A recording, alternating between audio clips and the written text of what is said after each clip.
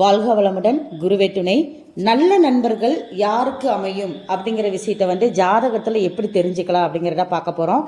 இதை கமெண்ட்டில் ஒரு சில பேர் கேட்டிருக்காங்க, இது எப்படி தெரிஞ்சுக்கலாம் அப்படின்னு.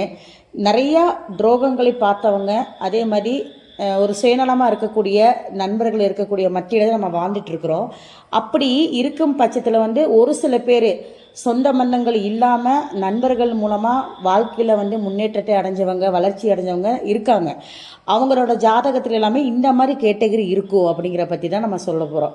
எப்படின்னா, அவங்களோட ஜாதகத்தில் லக்னத்தில் புதன் திக்பலமாக இருக்கும். அந்த புதன் கிரகம் சுபகிரகங்களோடு இணைந்தோ இல்லை புதன் தனித்து இருந்தாலும் நல்ல பலனை தரும். அந்த புதன் வக்ரமாகாமல் பலவீனமாகாமல் இருக்கணும். அடுத்தது 11ஆம் அதிபதி சொல்லக்கூடிய நண்பர்கள், அந்த அதிபதியும் லக்னத்தில் இருந்தால் இவங்களுக்கு நண்பர்கள் தேடி வருவாங்க, நல்ல நண்பர்களாக வருவாங்க அப்படிங்கிற விஷயம். அதனால் நல்ல பலனும் அடைவாங்க அப்படின்னு எடுத்துக்கலாம்.